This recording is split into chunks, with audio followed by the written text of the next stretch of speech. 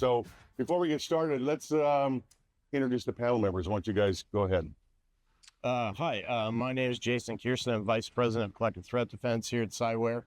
I'm really excited to be here today. In addition to my day job at Cyware, I also wear a lot of different hats, participate in standards organizations and open source cybersecurity communities. I'm on the board of directors of an organization called Oasis, that's the home of Styx and Taxi and Cacao and a lot of information sharing communities. I participate in First. How many people have heard of Oasis, you guys? They're the ones setting the standards for all of us, so maybe we should pay attention to them. Yeah. Okay. Good? Next. Yeah, super happy to be here. This is going to be great. Hello, everyone. My name is Joseph Perry. I'm the Advanced Services Manager with the Morgan Franklin Cyber Fusion Center. So if you think of a Cyber Fusion Center as a SOC plus, my team does all of the plus parts of that. So purple teaming, threat intelligence, detection engineering, threat hunting, incident response, all of these areas that within a Fusion Center we use to kind of empower and improve and kind of make the SOC smarter, those are the areas that I manage. My background, I am an exploit developer by trade. I'm a programmer by trade. Started out in the U.S. Navy and then went to the National Security Agency for several years. So I come at this from a very technical perspective, a very hands-on keyboard perspective. I've only gotten into the more SOC management area in the past few years, but very excited. As you might imagine, based on that, I have a lot of opinions about what is and is not a Fusion Center and what makes one function or not function. So I'm very excited to be here to talk about that. Excellent.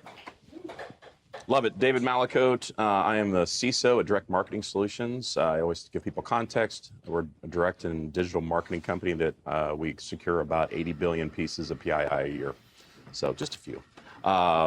I'm also the host of the Professional CISO podcast, relatively new. So encourage you to go out there and check it out. I think we need to professionalize our role as CISOs, and that's an exploration of that. You can think of me as your jungle tour guide.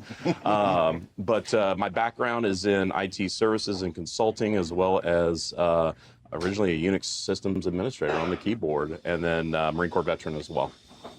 So what we have here is a cyber intelligence expert and standards body expert, a SOC expert, and adult leadership over there for the CISO in the room, all right? Okay. Absolutely. He doesn't know me very well, just saying. One of the things we talked about when we were preparing for this is that the evolution of the Security Operations Center has really stagnated over the last 20, 25 years, right? The basic version of a SOC that we all run looked like it did when we built them back in the late 1990s. And so when we talk about SOC Fusion, let's start with you, right? Sure. Yeah, is that correct? Or has there been incremental changes and I just haven't been seeing them? Well, I think it's fair to say that there have been incremental changes in a lot of. I don't want to suggest that nobody's been doing any strategic work. No one's improved. Yeah, everybody's just been kicking your heels up. No, but I think it's very true to say that fundamentally the problems that we face today are the same problems that we faced when the first Fusion Center was built by the FBI in '96, I think, which is that we don't have the right access to data. The data that we need, we don't have those log sources. The sources that we do have are way too noisy and they don't give us the information we need to make decisions. And the third is when we make remediation recommendations to the larger organization, they're very rarely adopted. And in the past, we were very flagellant about that's because we don't know how to talk to leaders. We don't know how to present to business. That's changed. I used to give a talk about the reason why your leaders don't listen to you is you're not wearing a suit.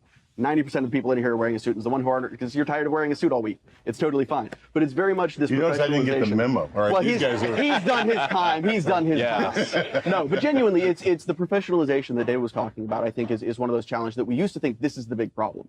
And more we're realizing that that's not the whole story. The problem is fundamentally about integration and communication across the business. Understanding how you fit into every other part of the organization, not just coming in to doomsay and say, this is what's broken, this is what's wrong, but how you can actually provide value back to them. How you can say, this is something you're seeing in the news. This is how you can feel confident about it. This is how you can make decisions that will save you money, save you risk, save you time, save you people. And those are the areas that to this day we still struggle to figure out. We still struggle with that integration. We still struggle with that communication. So on a large scale, I think you're absolutely right to say we're still facing the same problems. We still have the same basic model. And the idea of a Fusion Center, sort of like everybody's been promising behavior analytics since the mid to late 90s. Nobody's really cracked that problem yet. Very similarly, we've all been talking about what a Fusion Center should be, and I think the challenge that we're facing here, and hopefully we'll address very much here, is what does it actually look like to transition from A to B? What are the steps, what are the stages, and how can I incrementally move between those two until I finally reach my goal? I think it's what this shows is that in our profession, there is a fundamental misunderstanding of the difference between strategy and tactics. Strategies are the direction. It is the what we want to do, right? The tactics are how we're going to pursue those strategies and all the things you were talking about. And the reason I think the SOC has been stagnant for 20 years is it's just a tactic that we think, oh, we got to do that thing, but it is not in the purpose of accomplishing some larger strategy. And I'm going to talk to adult leadership here about this, right? Is that correct? Am I right about that? We, as a profession, we don't identify what the strategies are we're trying to pursue. I believe so. I think we have an opportunity, right? I would love my SOC and or Fusion Center to be my strategic nexus of my cybersecurity program. What we're finding is you have a challenge around how do I bring those pieces together, right? And I can go through the litany, which I'm sure we'll explore in the coming up. But talk to me about cost. What's the how can I make sure that we're integrated to this strategy with cost, process? Do I have the right tools in place, right? Is this going to hurt me to make this move? Right, and so I think that's I think it's great. I want to head that direction, but I'm shy. Right, I don't want to necessarily take that personal risk if this thing is not well developed yet, and I don't necessarily either have the processes, the expertise, which I think we can talk about that as well, or the technology that binds it all together. I don't want to put myself out on that risky ledge yet. I still want to do these old things that I'm very comfortable with. Yeah, and that's a very good point. We're really comfortable with all these tactics up there on that top part of that chart, right? Because we've been doing them for the last 25 years, and no one's going to say, no, you shouldn't do that, right? But I don't know, what's your view on all this and from the intelligence sharing model or whatever? Yeah.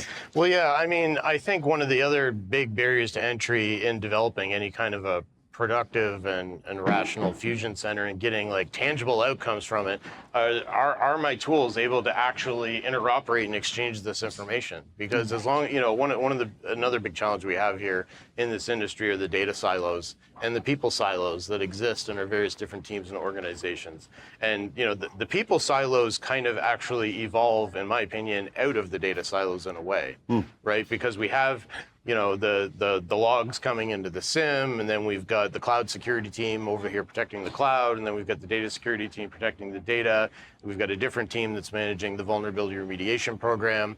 Those teams don't necessarily interact with each other because they don't have common tool chains, right? And the tools that they do use, the dedicated tools, they don't have effective ways to share all the different insights in a common fabric among each other.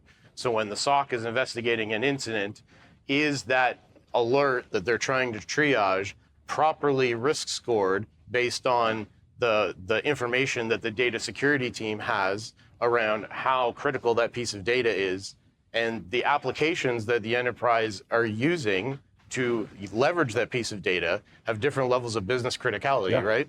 And you need to be taking all of that into account inside your SOC when you're trying to decide how to prioritize your incidents. Yeah. But most teams don't have the capability to do that, right? This is why, one of the great promises of, all the AI hype that everyone hears at RSA the past week is that, generative AI has this ability to kind of automate pulling that context and building that graph together so that you can more efficiently prioritize these alerts.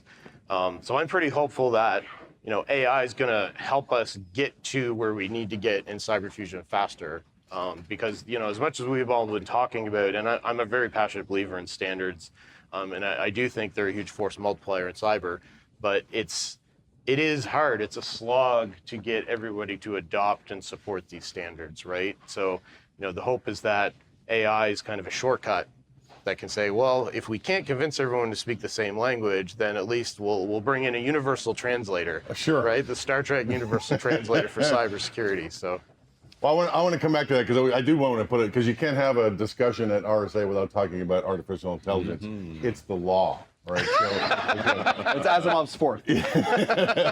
All right, but I want to bring it back to what I think the absolute cybersecurity first principle is. If we're trying to reduce the probability of material impact, and my organization doesn't have a SOC, you can build one and you can reduce the probability by a couple of points. But what you said, there are things the SOC has to be able to do to be functional. You just can't have a bunch of people in there reading alerts. They have to have access. Right. They have to have permission. They have to know those things. And if you can enable that, you can demonstrate to leadership that you've reduced the probability of material impact another couple of points, right? And so as leaders, we need to make those decisions about what we're going to do, right? Which of those tactics can we figure out that will have the greatest impact to us, right? Because I don't know about you guys, but I don't have unlimited resources to build my InfoSec program, right?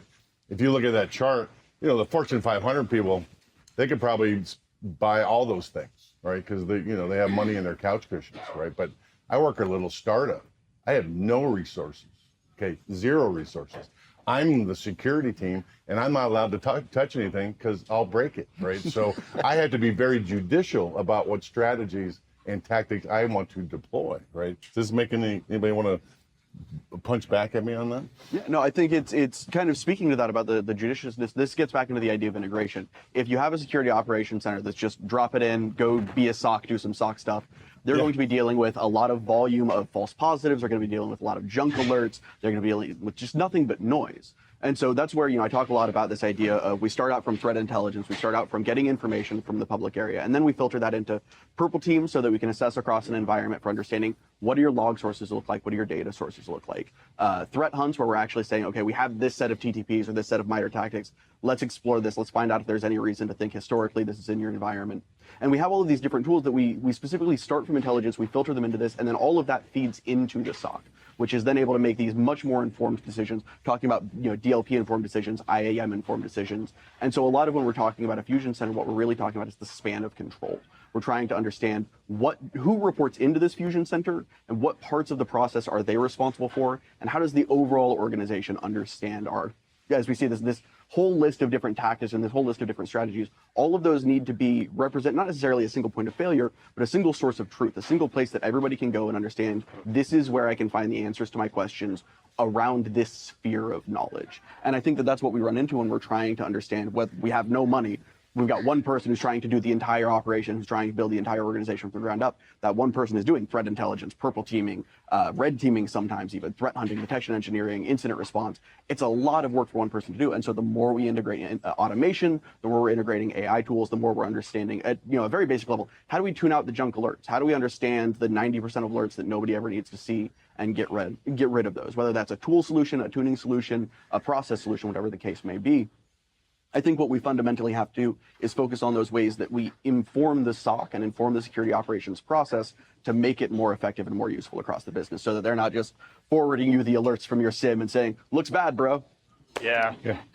I like you're touching on so the customers that I've worked with in the past, that they a lot of them, even the very mature customers, have that problem, right? Where it's like, oh, we've stood up a purple team, we're red teaming this, but are you taking those outputs from the purple team and able to efficiently operationalize those via detection engineering practices into your detection, right? And a lot of them, that's where the kind of cycle breaks down. It's like they've got this great blue team, they've got this red team, they think they're doing purple team, but they're not able to complete that cycle. And that's the critical aspect, right? Is like, are we able to take these findings and then create detections that'll do that in real time next time? Because threat hunting is great, but and it's push back. Me raising, I'm pushing back on that and penetration testing. Here's my hot take, right? Penetration testing is worthless, okay? Because I don't need more things I need to worry about, okay? I already have a whole stack of things I know I have to fix. I don't need to pay, by the way, a consulting group to come in and tell me, here's a bunch of other things you have to worry about. Why don't I just fix these things first, and then I'll worry about that. Purple team, though, that is the thing. When we talk about reducing the probability of material impact, if you got the red team and the blue team working together, the red team emulates Arctic Panda, big campaign group that has over 100 different things they do across the intrusion kill chain. The red team emulates that campaign. The blue team sees that they can find it, and when they stumble and don't, exercise stops and says, what'd you miss? How'd you do that? What do we need to fix to do that, right? That is enabling us to reduce the probability of material impact, okay? Pinterest that says, you got 17,000 more vulnerabilities over here that you need to patch. Yeah, okay, that doesn't help me at all. Tell me I'm wrong about this. Well, actually, speaking to that and speaking on the concept of incremental change with purple teaming, One of the things that we have found at Morgan Franklin is a slight shift in the model of how we approach purple teaming. We used to do, we pick a TTP, we pick a threat actor, and we emulate them just like we would do with a red team, and we just inform the blue team as we go across. And what we found is a lot of the needs of a red team are not actually the same needs of a purple team. The needs of a red team are not to get caught. They are to properly emulate your threat actor and to do things as well as they would do that and to not get busted. The needs of a purple team is to get caught over and over and over again as fast as you possibly can by as many sources as you possibly can. And so what we've actually done is we start from this place and we pick a TTP, and then we go through the MITRE framework and we pick various tactics that are associated, not the exact same tactics that actor uses, so we include those in the list, but we get a very broad span of tactics that are similar for threat actors like them. That's my alarm. Thank you all. No. Can you get that from me? I'm late for my next meeting. But genuinely, it's the thing that we find is by taking this really broad approach, and it's something you can only do in purple teaming. It's something you can't do in pen testing, you can't do in red teaming. Because if you go as broad as possible in red teaming, you're guaranteeing you're going to get caught. You've defeated the purpose of your exercise. And so with purple teaming, having the ability to do that constant communication, we can say, okay, I successfully got in with this email phishing tactic. Now I'm going to try this document upload. Now I'm going to try this SQL injection. I'm going to try these 10 different methods of initial access with you on the phone on a bridge call while I'm doing it. And so you can see really rapidly how those things alert and what they get. And so that gives us the ability to capture, instead of we start from the one TTP, the one common threat actor we see, that gives us the ability to capture dozens of different TTPs, dozens of different threat actors at various points in their kill chain. You get to advise a bunch of CISOs on this kind of stuff. Yes. Are they just adopting pen tests all the time, or is purple teaming the thing they're thinking about? They're thinking about purple team. Unfortunately, we can't get rid of the big C, compliance, right? And so typically Don't get me started. we're written into Go ahead. contracts, right? And so I can't get around that. I still have to go do that pen test, as almost asinine as it is. Do I want to go to? Absolutely, right? We're headed toward the purple team, and if not even embracing it, right? It's one of those open arms. Let's do this, because in the end, I think what we're all after. I go back to my military days where I worked both on the front line and in the intel shop in both. How can I as quickly as possible, get that relevant data out to the people on the front line, right? That's the purple team, right? How can I quickly get those TTPs? How fast can I get that data where it needs to go so we can make decisions on it and so we can positively impact the business? This is my point about how we keep incrementally improving the situation. Pen tests have been part of the vernacular for 20 years. It's embedded in the standards that we all have to follow. I'm going through an ISO standard right now, and I could care less about the pen testing, but I have to have a program on it. By the way, spending resources that I don't have on something I don't think is very valuable, right? So that's my point about going back to first principles. And not to push any product, but if you've had a pen test in the past few years and you've never run a Nessus scan against your own environment, compare the two. You might be surprised at the results. Okay. All right. So one of the big things you have to do when you have a SOC, though, is collect intelligence. And we all believe that sharing threat intelligence with our peers, with government, with other organizations is the thing to do. It's really hard to do, though. We started thinking about sharing threat intelligence with each other back in 1999. You guys know that President Clinton signed the presidential decision directive that allowed the ISAC to exist and share information, right? We haven't really improved on that process until just recently about how to make that process not painful. And you have direct view of all this here. Do you have any thoughts about why that is? Yeah, I mean, so at Cyware, we power over 85% of the National Accounts of ISACs. So we have kind of a unique visibility into the pains and the troubles that ISACs have to deal with.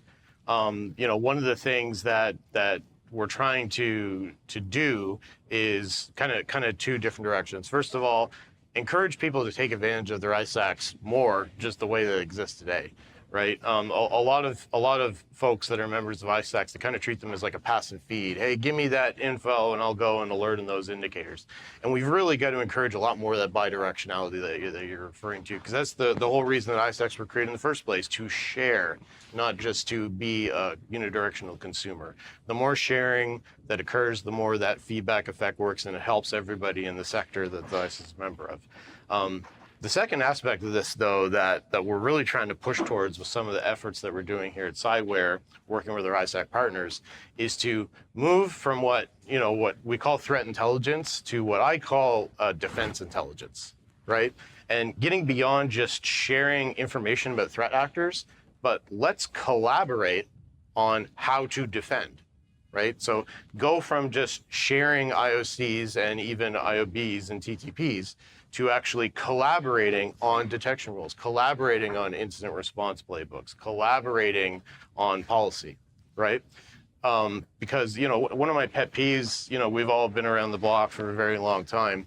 And, you know, it pains me when I talk to a CISO on, you know, when there's a 0-day threat going on and you're doing the rounds talking to some of your big customers and you talk to a CISO on Monday afternoon, how are you dealing with this, you know, major incident that's come out from Lockbit or whoever is going on in the day?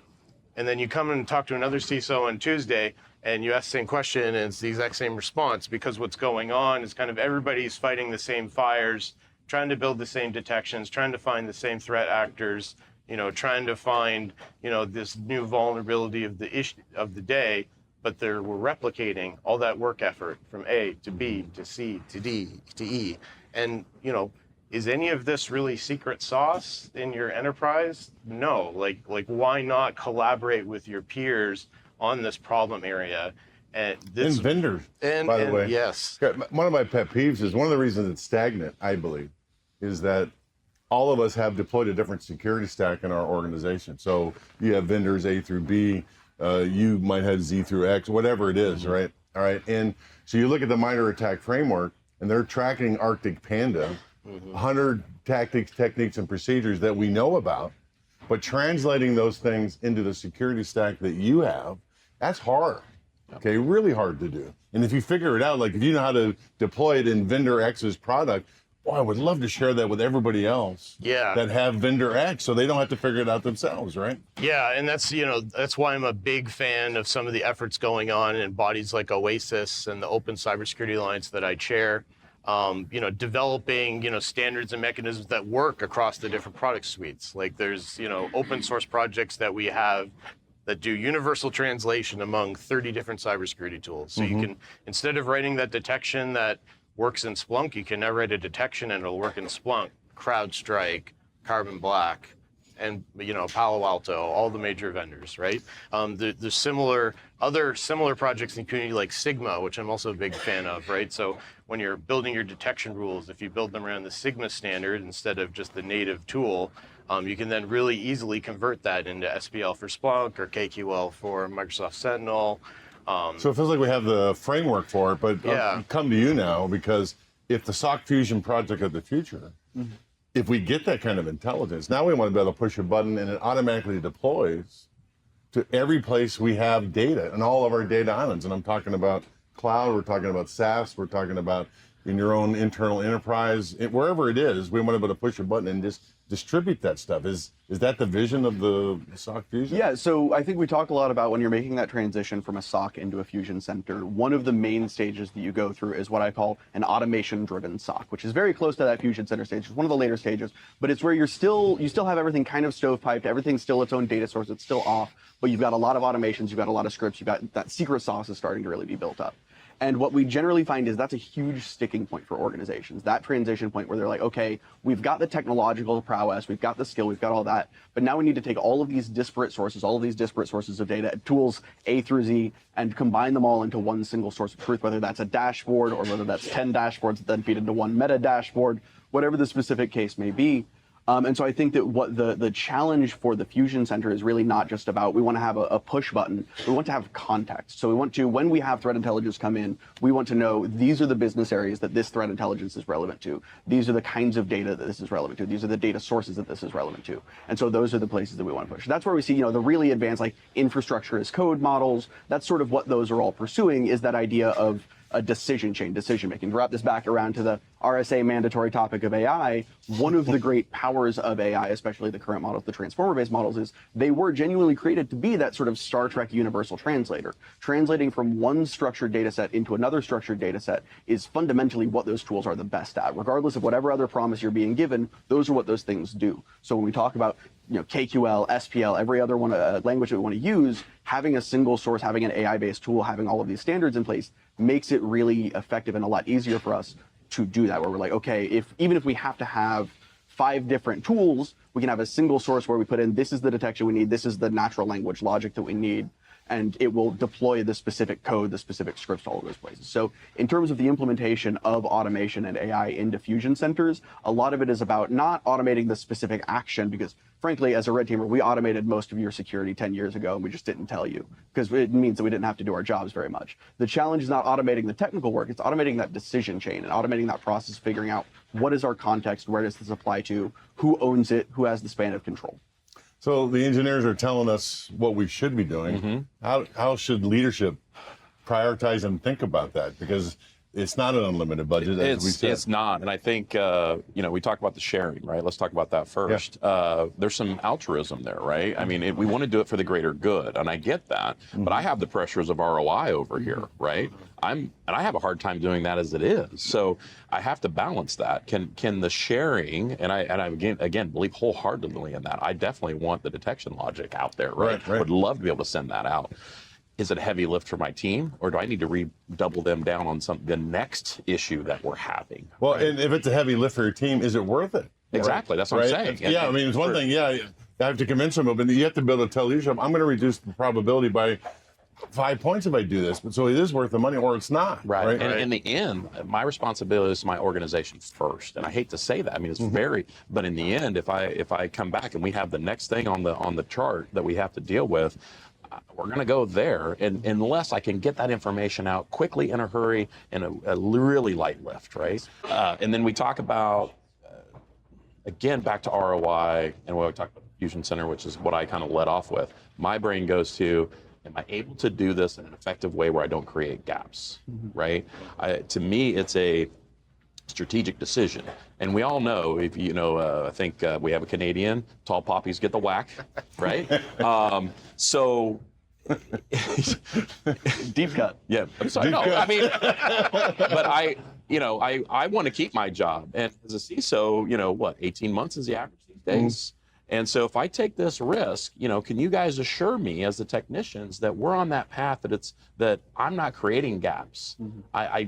It's a risk thing for me, not just as my own job, but in the strategy that I put forth and how I interact with the board and my leadership. So that would be my question back: is how can you help me help you to be able to be able to tell that story to those folks that it's worth the investment? Yeah, I mean, that's why, to your point about automation and applying automation to the Fusion Center, we've also got to apply that same level of automation to this collaboration, to your point, so that we reduce the friction for the teams. Because you're right, it's people aren't just going to do this to better the world, right? They have to see an ROI, and the ROI happens when you lower that barrier and you automate the processes, you automate some of that sharing and collaboration, so that you immediately start to see that ROI, because by the folks in the ISAC turning that on and getting participating in that sharing and collective defense ecosystem, you're now able to see, hey, you know what? I'm actually able to get better outcomes with less budget, because it's kind of like the way I described it is like a distributed SOC in a way, a second layer of defense. By participating with your peers and sharing those detections, sharing those responses, you're not going to eliminate the need for your own SOC, but you're able to kind of take advantage of that force multiplier of the power of the crowd, right? And gain more efficiency from the limited resources. Well, I got to jump in on that. 2 points. One, if you look at that chart you can't read, automation cuts across all the strategies. So it's hard if you're going to do any strategy, you have to automate it. So that's absolutely to your point. The second thing I want to mention is I belong to a volunteer group called the Cybersecurity Canon Project. It's kind of like a rock and roll hall of fame for cybersecurity books. We try to identify the books we all should have read by now. And the book that we inducted into the Hall of Fame at RSA this year is Gene Spafford's Myths and Misconceptions. I'll get to my point here in a second.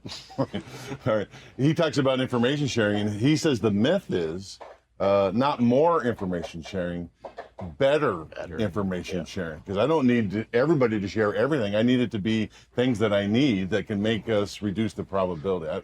You guys think that's right or not? Yeah, absolutely. And that actually gets into my answer to your question as well, which is that there are two components to information sharing. There is the technical component, and then there's the industrial component. And so the first, we want to make it as easy as possible, exactly what Jason was saying. The way we get you to share information out to your ISAC is we connect our tip to their MISP server, and you never think about it again. And that's the end of your problems getting information out to the ISAC. And we can put rules, we can put boundaries in place for TLPs, and we can put all those restrictions. That all happens at a tuning at an engineering level. On a business decision, on a risk level, that's really where we're able to kind of simplify that. Now, the other part of that, and this gets into how do we actually get the ROI? Why does it do us good to put information into the community? And I have a really specific, concrete answer to that, and I have a general answer. The specific answer is, I like to think I'm a sharp guy, but that purple team idea earlier was not mine. We got that idea because we collaborate with other purple teamers. We work with other people in the community. We talk about the kind of tests that we're running. They tell us about the kind of tests they're running. And by sharing and participating in these communities, we now run a purple team that gets 10 to 15 times as many detection outcomes for 1/10 of the price. And so we're able to dramatically improve the result at a dramatic reduction in investment. And so those are the ways where by sharing information out, we're able to get information back in. Now, it's not always as easy to directly annualize the risk and the return on sharing information with the public. And so that's where a lot of it comes to